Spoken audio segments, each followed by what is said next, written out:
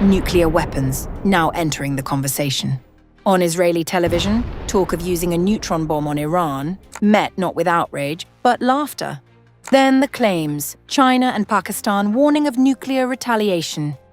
Nothing confirmed, everything escalating. Because when nukes are spoken of this casually, the danger is no longer theoretical.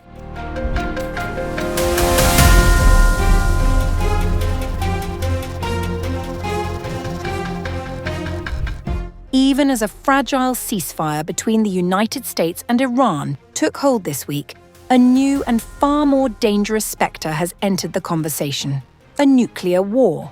The warning came not from a government briefing or classified intelligence, but from a live television studio in Israel, where journalist Shimon Riklin, appearing alongside National Security Minister Itamar Ben-Gvir on Channel 14, raised the possibility of deploying a neutron bomb against Iran.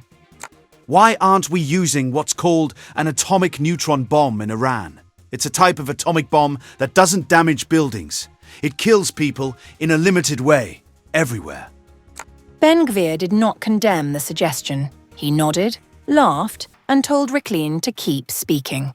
The exchange drew immediate international attention. Within hours, claims began circulating that both China and Pakistan had privately warned Israel against any nuclear use.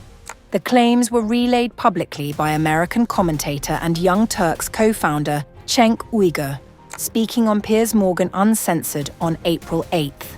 Neither Beijing nor Islamabad has officially confirmed any such warning, and no government statement from either country has been independently verified at the time of broadcast. And by the way, if you haven't heard, China and Pakistan have said that if Israel nukes Iran, they will nuke Israel. So here we are on the precipice of a nuclear holocaust because this baboon is in office and he's like, oh, Bibi, how can I make you happy? Can you please give me more money? Am I going to be a hero, Bibi? I can't stand this guy.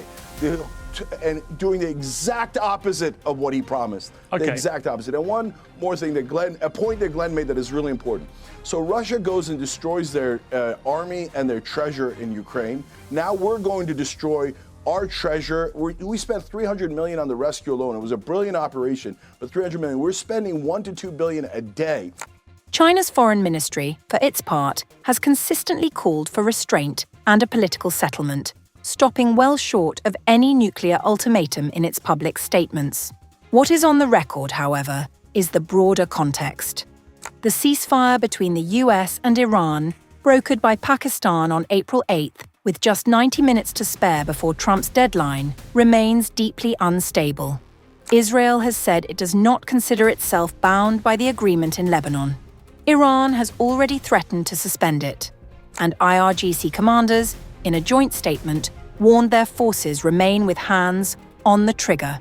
Against that backdrop, a laughing minister and a journalist casually discussing atomic weapons on primetime television is not simply inflammatory. For a region already 40 days into war, it is a measure of exactly how far things have gone.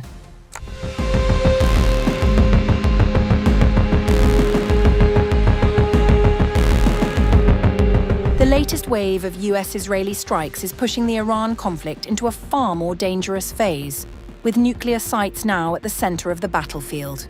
Iran's atomic agency has issued a defiant message. Even heavy bombs will not stop its nuclear program. US-Israeli attack on Ardakan yellowcake plant in Yazd is a blatant violation of the immunity of peaceful nuclear facilities, targeting the reactor fuel supply chain and nuclear medicine.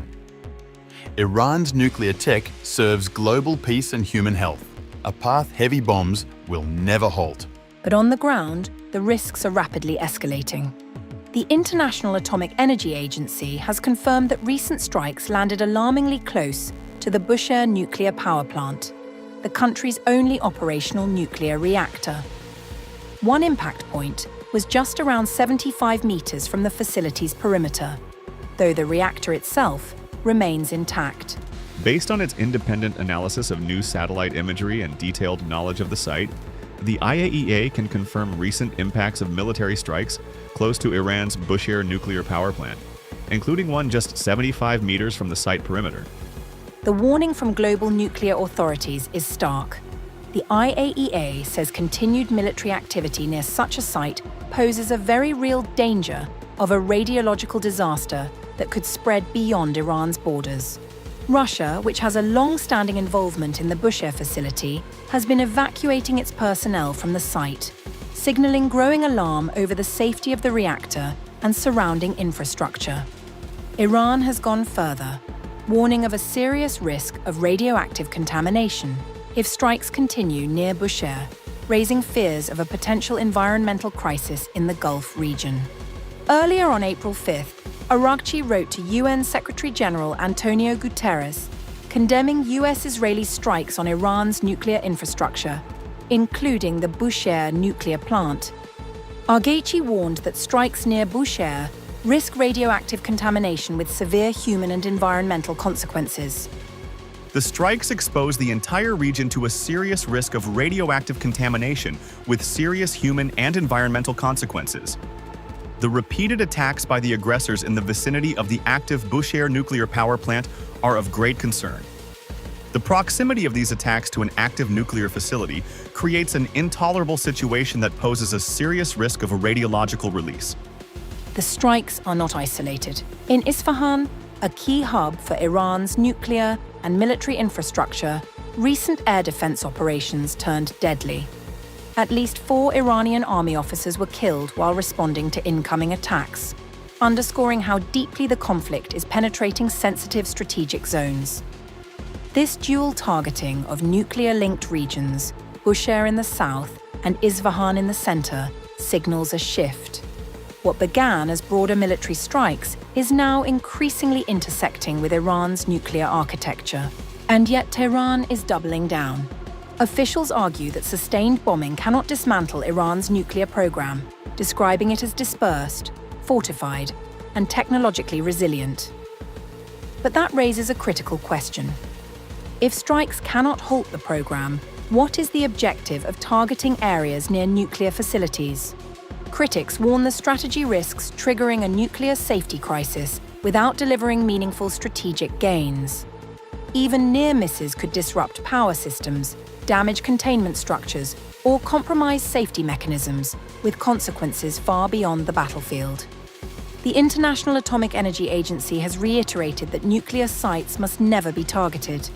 Yet recent strikes near Bushehr suggest that the boundary is being dangerously tested. The human toll is already evident, with a projectile near the facility killing a security staff member and damaging infrastructure. The conflict is now entering a volatile phase. Iran signals its nuclear ambitions will endure, while continued strikes heighten the risk of a catastrophic radiological incident that could reshape the region.